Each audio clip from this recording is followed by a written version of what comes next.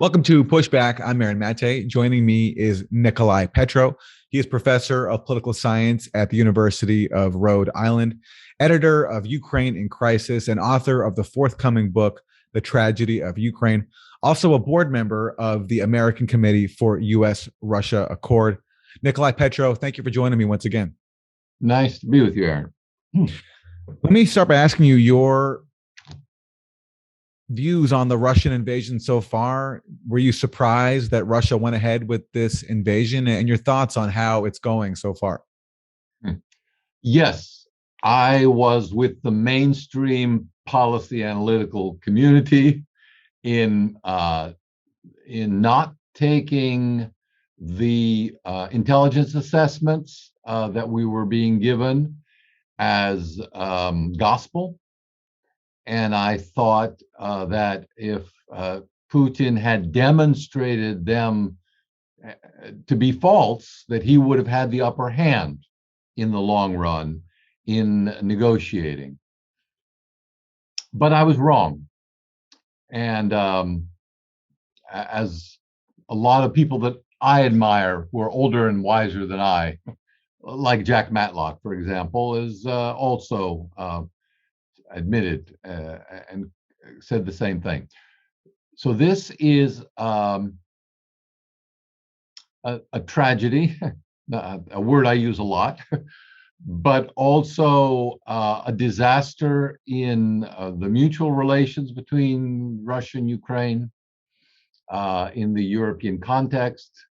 It will be very difficult for Russia to overcome. I am, like many people, puzzled by the strategic goal,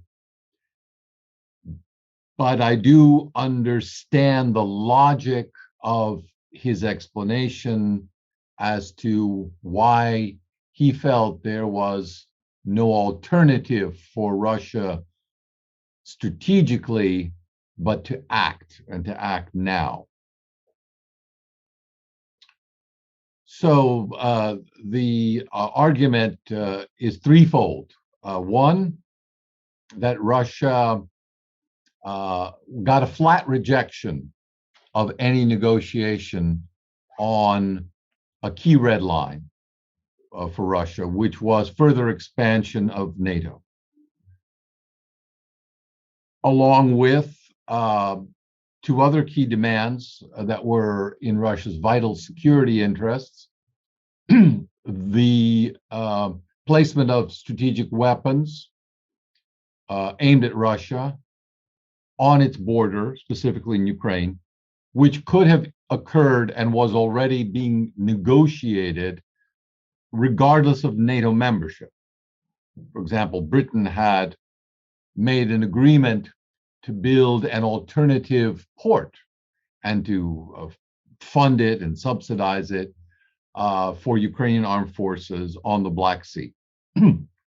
All of this being done to NATO standards, so that the transition, should that occur, would be easy. And I guess the third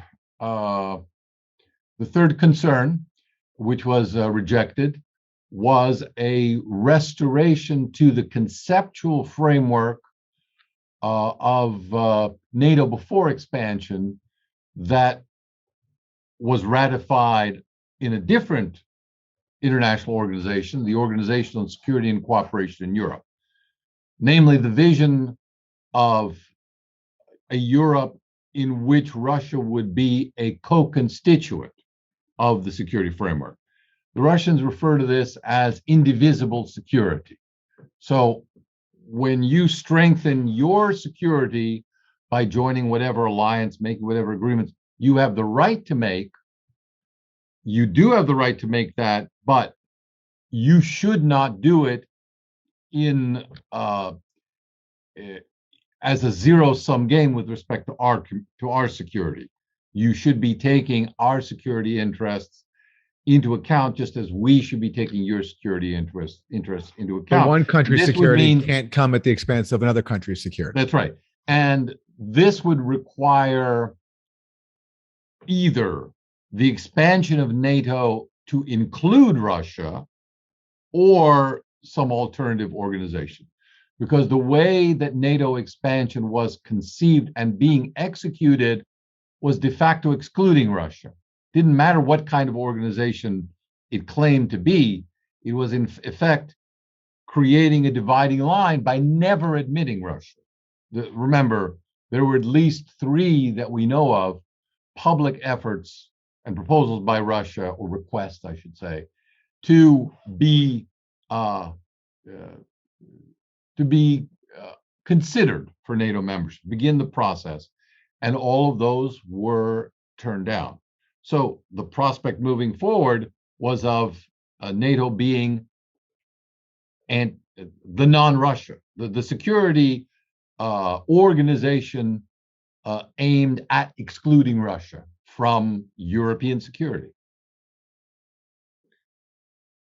So those are the three main points that Russia felt were, as Putin put it in his early declaration of the invasion, which, by the way, I along with everyone I know, deems to be illegal, unacceptable, and clearly an unwarranted aggression.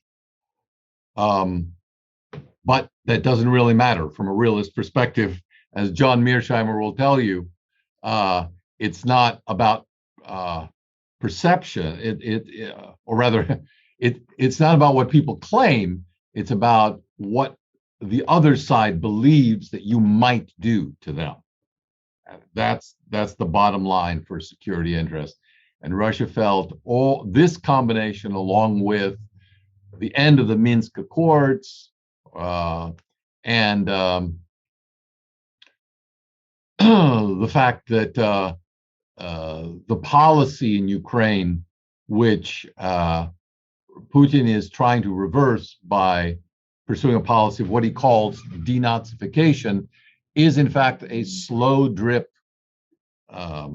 suppression and eradication of the remnants of Russian culture in Ukraine, the Russophile Ukrainians who, up until recently, let's say early this year, well, hard to know exactly what percentages we're talking about, but if you'll recall, the July of last year, Putin gave a long talk on Russian-Ukrainian relations in which he said the two nations may be 2 countries, but they were one people. And the Kievan Institute of International Sociology did a survey in Ukraine, throughout Ukraine, of how Ukrainians responded to that statement. And it turned out that 42% agreed Right. with Putin. And that percentage in the East and South, the regions that, again, tragically are suffering the brunt of this assault right now, that percentage went up to 2/3. Right. And those are the Ukrainians who are not allowed to listen to when we hear in the US about we have to respect Ukrainian agency. That narrative completely ignores the fact that this is a very divided country between people who, like the ones you mentioned, do identify with Russia, and those who don't identify with Russia. But right. In a situation where you have such division, that's what makes it, one could say, dangerous, if not insane, to try to force it into one camp or the other. And that's been basically the U.S. policy ever since, for many years now. It is a multicultural country.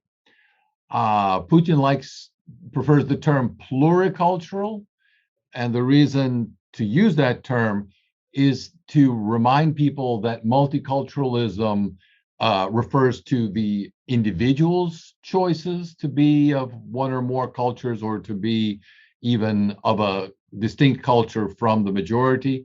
Pluriculturalism adds the additional component and a reminder that this cultural diversity is regionally concentrated. and it is regionally concentrated in eastern and southern Ukraine. So you make an essential point for understanding this conflict and its roots, which go back decades. I've actually looked back at some of the historical arguments that have been repeated over this time, and I see them going back at least 150 years about, and as I define it, it is a debate and a fight, a struggle over who gets to define the true Ukrainian identity. Let me ask you about your impression of the impact of the Russian invasion on those, those over 40% who you mentioned who do identify with Russia. I have a friend from Kharkiv who says that, in attacking a place like Kharkiv, Russia is shelling its own people. And he himself is understandably very angry about Russia's invasion, and it's gotten him to rethink his views about Russia. I'm wondering if you think, what impact you think the Russian invasion has had on those Ukrainians who before the invasion did identify with Russia. Do you think there's been a shift in opinion now? Maybe there's less desire to be a part of Russia, or is that overblown? The desire to be part of Russia in Malaros, Ukraine, that's the generic term for East and South, Russophile Ukraine, was never great. Those regions that were willing to fight for that right did so in Donbas and in Crimea. So they staked that claim. And Putin, as you'll recall, in 2015, did everything he could in the Minsk agreements to force the Donbas region to rejoin Ukraine. And this was important, I think, for Russia geostrategically to bolster the population of Ukraine and make sure that the number of people who would be sympathetic to Russia didn't fall as dramatically as it did without Donbas and Crimea. So the bottom line is that this does shift opinions against Russia, specifically, perhaps more specifically against the Russian government, but obviously partially both the government and the general population. But I wouldn't. I have. There are many historical analogies to what happens to cognate communities that fight in a civil war down the road. The Mexican-American War, which took half the country, was the bloodiest that we had known at the time. Ulysses S. Grant, I was just doing some reading on this. Ulysses S. Grant called the Civil War God's punishment upon America for what it did to the Mexicans in the Mexican-American War. We've had 10 invasions of Mexico by the United States since then. Do all Mexicans hate Americans? Well, no. It's a complicated relationship, but we try to get along nevertheless. And in many respects, American tourists seem to be welcome, American investments, etc. Irish and English, who could have imagined, after all that Ireland has suffered at the hands of the English and the current partition, that the two would be on speaking terms. And yet, from all I know, despite all the anti-Irish jokes that you get in England that you hear, the two communities managed to get along. I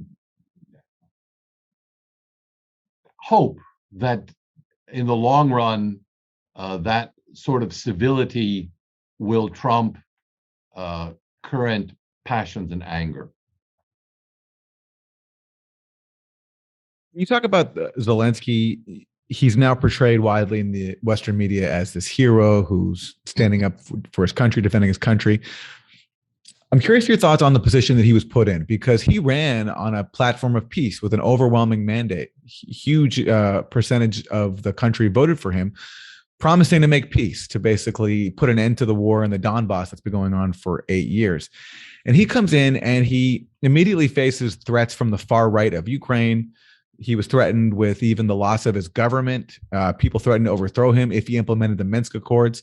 And it's my impression he got no support in implementing Minsk and pursuing peace from Washington, which has a huge amount of sway over his government. I'm wondering your thoughts on that. Well, both Petro Poroshenko and Vladimir Zelensky ran on peace platforms. Poroshenko famously promised that he could arrange peace with Russia in a matter of hours after being elected in May of 2014. But that didn't work out. And I think you're right to point to the far right, which I think, whose role I think is misunderstood in Ukrainian society today. Its role is not, let's say, its power in society, the scope of its influence is not defined by the number of votes it gets. It is rather defined by the extent of its influence on civil society, and particularly the militarized aspect of civil society. There are in Ukraine since before 2014, but certainly since 2014, these have been given a great deal of prominence and legitimized paramilitary organizations. And these paramilitary organizations of the far right, and there are an entire slew of them, and they go through name changes and reorientations, but they all kind of focus on the overarching objective of establishing a nationalistic Ukraine. That kind of nationalism is one that defines the independence of Ukraine and its sovereignty as an absolute goal. And the way to achieve that sovereignty is by eradicating Russian influence in Ukraine. Eradicating Russian influence, cultural, economic, religious, essentially eradicating all those Russophone Ukrainians who last year were 42% from political life, so that Ukraine can be pure and thereby united, by being defined, by having Ukrainian identity defined entirely in its Galician Western Ukrainian context. We will finally have a united Ukraine. And the influence of this thinking extends far beyond a handful of far-right radicals. This thinking has been espoused openly by several Ukrainian presidents, by Viktor Yushchenko, the hero of the 2004 Maidan as president, publicly, and by several prominent Ukrainian writers and political thinkers. But that's also part of civil discourse.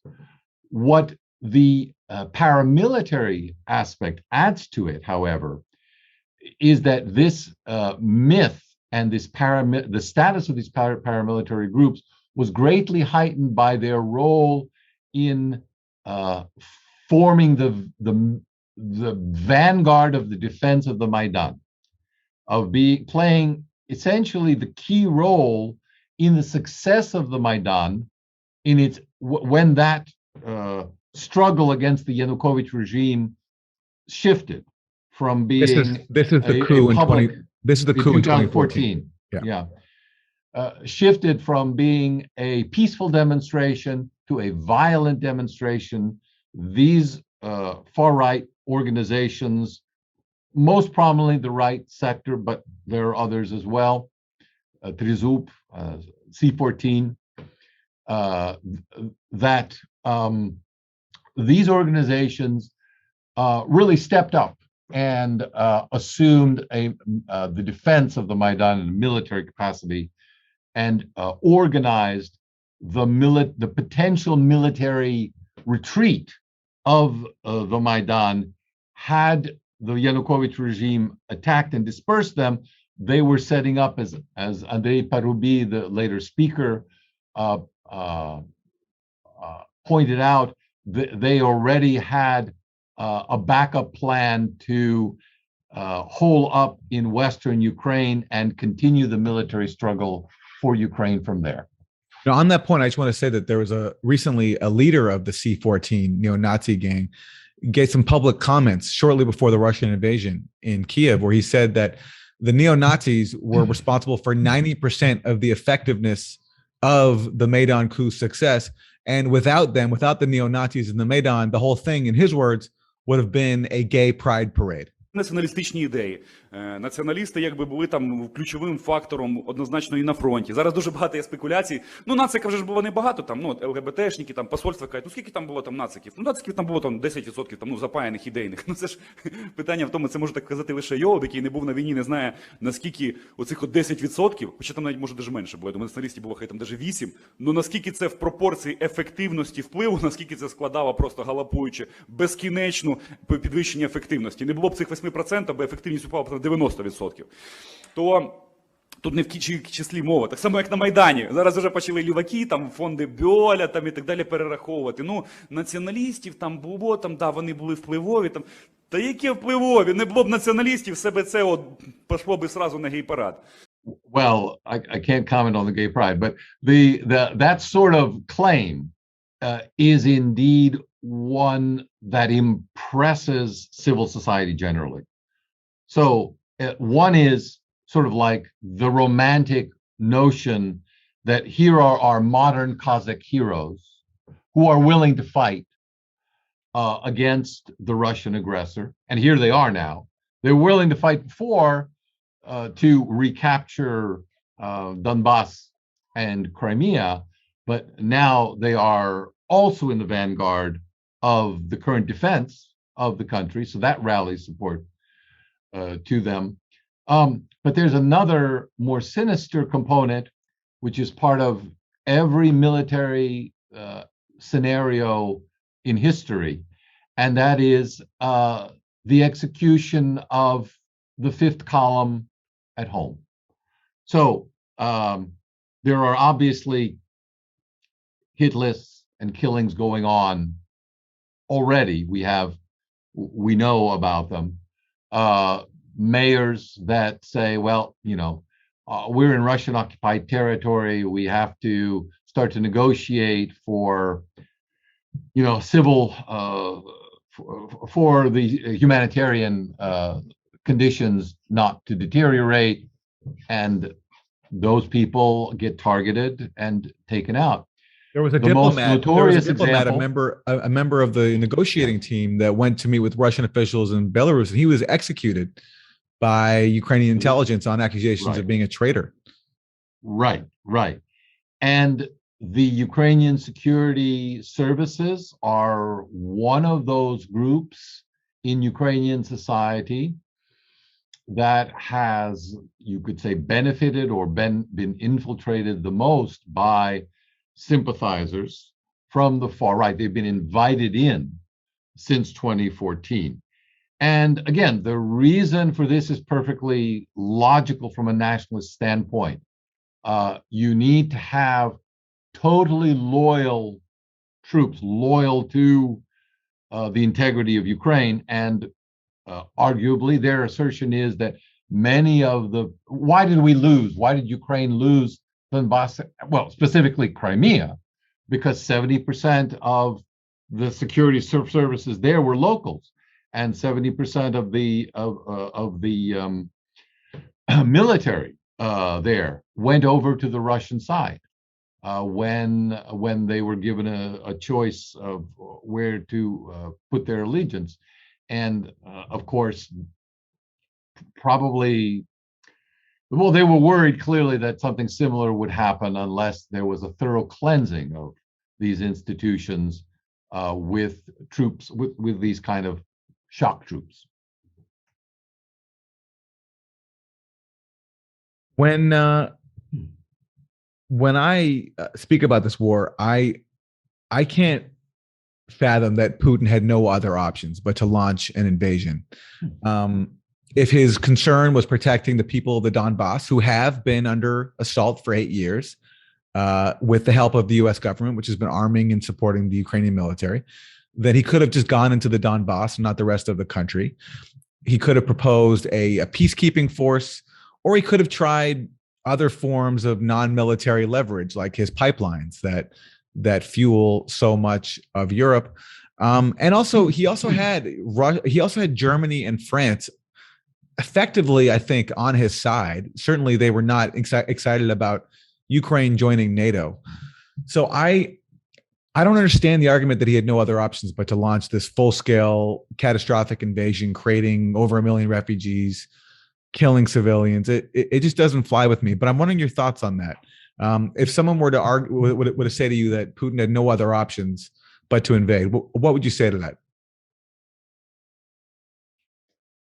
Well, his argument, which he stated, is that the option of just supporting Donbas, those territories, was considered, but ultimately rejected because it would simply be a continuation of the present circumstances.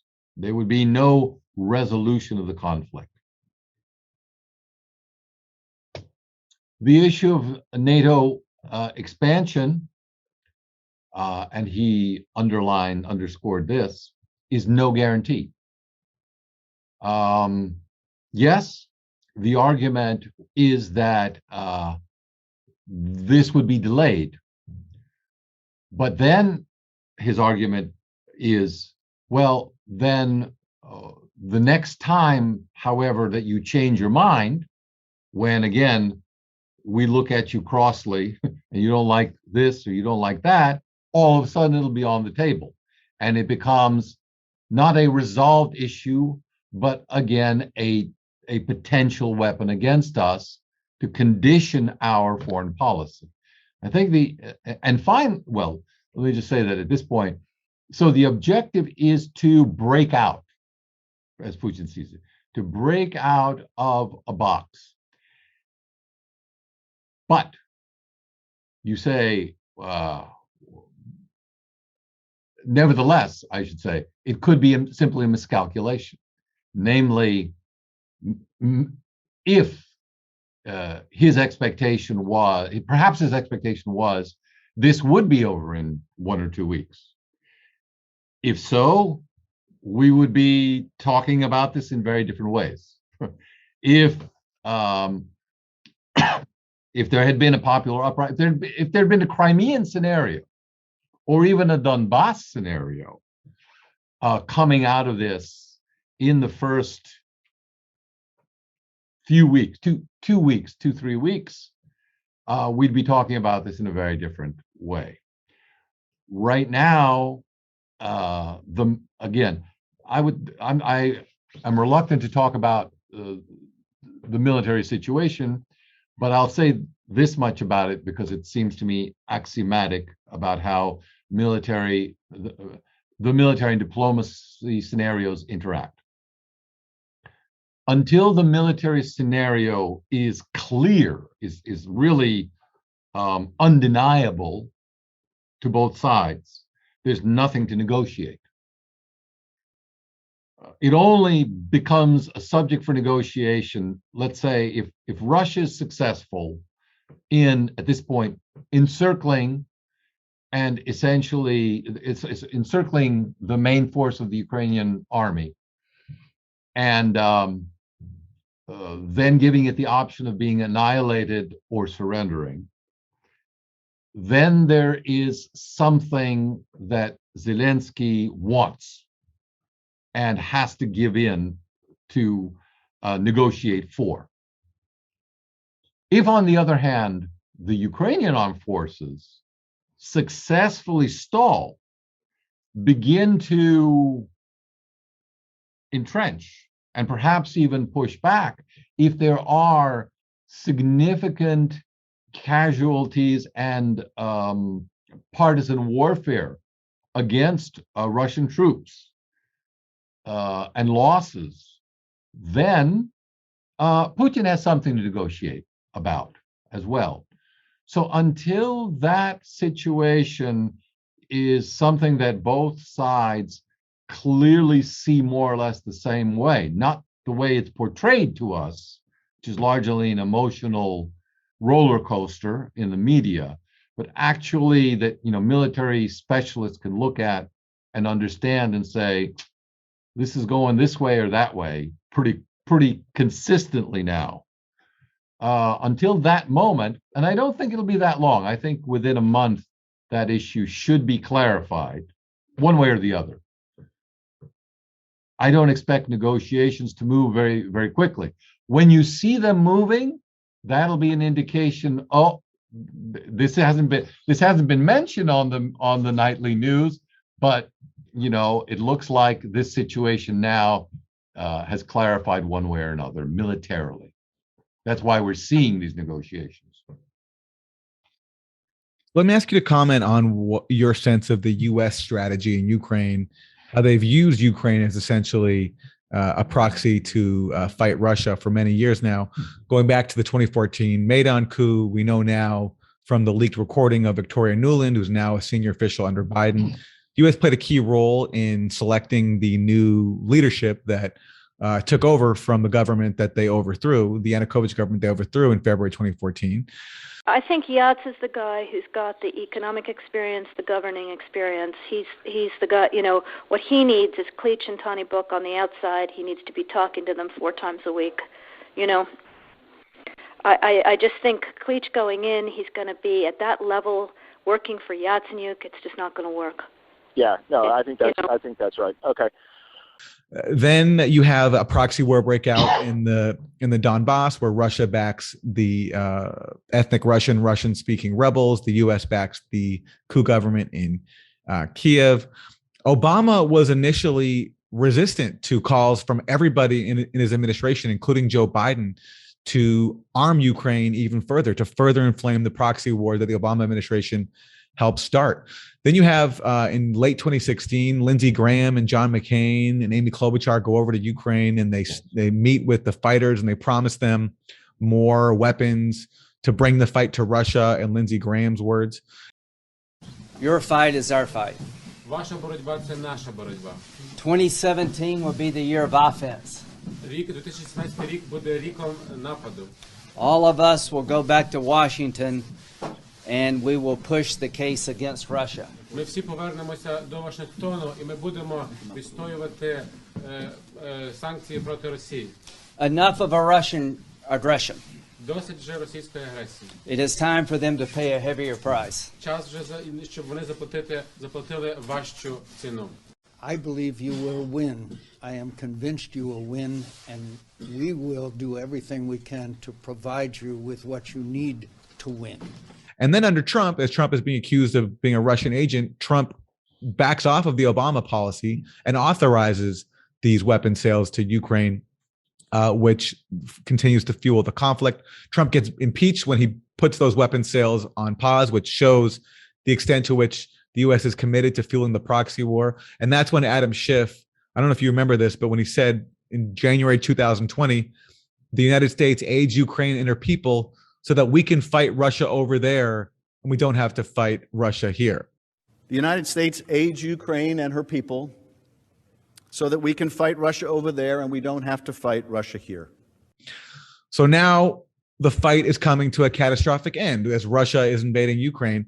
And the U.S. so far seems completely incapable of abandoning its refusal to take NATO expansion off of the table. And now we're learning from reporting like in the Washington Post and the Times that in December, when Vladimir Putin was making his demands for neutrality for Ukraine, the U.S. was moving thousands of weapons into Ukraine and was even, it looks like, making plans to train an insurgency. So I'm wondering if you can comment on that, is how the U.S. has used Ukraine since 2014 and what it's doing now. Well, the examples you give are ones that I would expect to see the U.S. pursue, largely in the context of contingency planning. You do a lot of preliminary preparation and groundwork for these sorts of contingencies.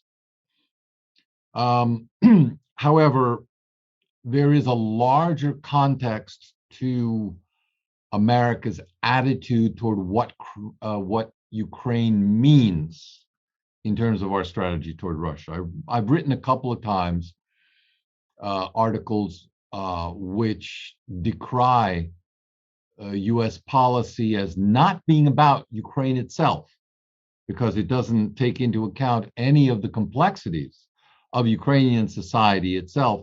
And if it did, our policy would be about healing those rifts and getting the people who are fighting amongst themselves on a lot of different levels, not necessarily always militarily, but culturally, religiously, ideologically, getting them to sit down, talk to each other. And our greatest hope would be for a government of national unity. We didn't do that.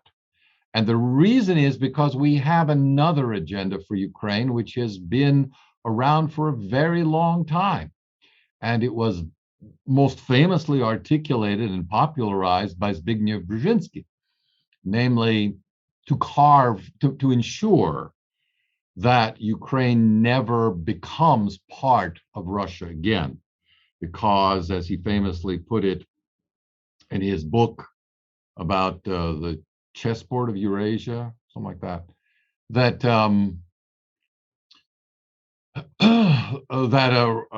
Russia with Ukraine is an empire and without it is not. There's a lot to unpack there.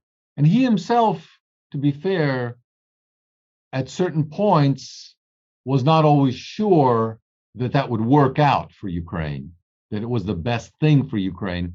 But nevertheless, it became such a mantra in Washington that everything else, every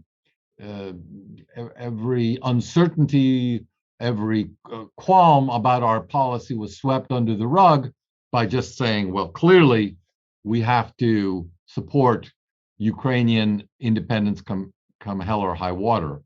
And without, wanting to plug Tucker Carlson too much, but one thing he has certainly made clear in his broadcasts, along with people like Patrick Buchanan, is that, why is this, he's asked, why is this in the U.S. national interest? And that's an important question to ask, because one of the consequences of making the independence of Ukraine a priority for U.S. foreign policy is that, given what has happened in our relations, it has driven Russia closer to China, into China's arms. And that always seemed to Kissinger, and I think ultimately to Brzezinski, the much greater danger to U.S. national security interests. And yet we've accomplished that by pursuing the lesser interest.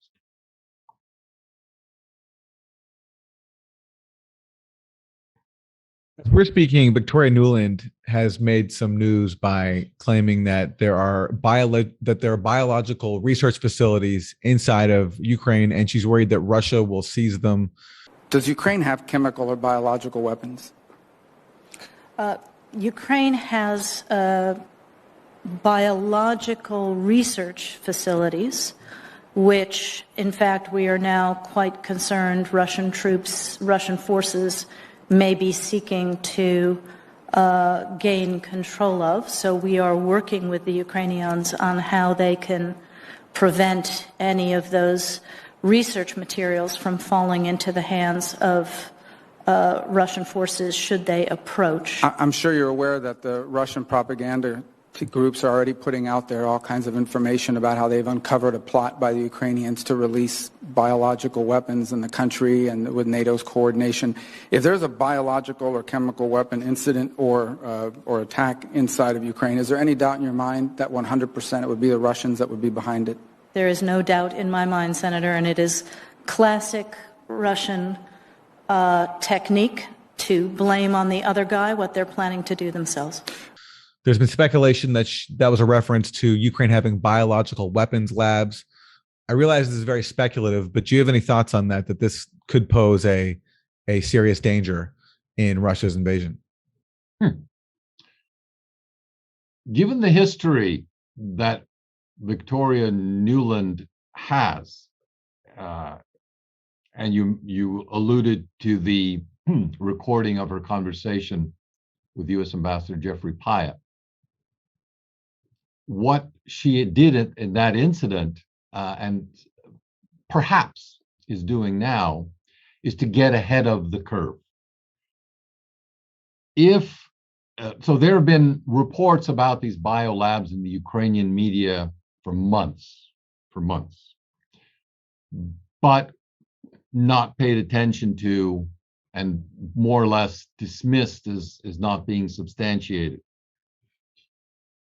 If there is something to this, and if there is some connection to the United States, as was implied in the Ukrainian media reports about these labs, then it would make sense to try to begin to shape the narrative by not claiming responsibility, but by casting it as, well, we should be worried about this getting into the wrong hands, and sort of skipping over the fact that the discussion of how did they get there in the first place. Because the Russians will have some sort of documentation. We'll say, that's fake. and that's all we'll know. Who's gonna confirm what? We won't know anything until everything's declassified 50 years from now. So this is all like the war reporting itself. This is part of the spin game that is war today. Probably always been war, but especially today. Well, we're going to wrap. So any final words for us? It's a scary time for Ukrainians especially, but now the world is also being prepared for a new recession with this essential economic warfare on Russia, U.S. blocking Russian oil. Any final words for us, Nicolai, on what you're anticipating, what you're worried about going forward? Well, I do have a theme I think is very important, and that is tragedies will happen, wars happen. Plato famously said, only the dead have seen the end of war. But there is a way to break out of the tragic cycle. To tout my forthcoming book, it's in the way that tragedy has been used and was used in Greek society to bring enemies together. And the solution, not a permanent solution, but at least to the breaking of an individual tragic cycle, is to learn compassion for one's enemies. And if you look at all the classical Greek tragedies, not all, but a large number of them, and the lessons of modern tragedies, it often revolves around getting out of the cycle of revenge and repeating violence from generation to generation by understanding how much you yourself contributed to the current situation, bringing that to the table, seeing your enemy as yourself, and negotiating from there, because that's the precondition for true dialogue. Nicolai Petro, professor of political science at the University of Rhode Island, editor of Ukraine in Crisis. His forthcoming book is The Tragedy of Ukraine, also a board member for the American Committee for U.S. Russia Accord. Nicolai Petro, thank you very much. Thank you, Aaron.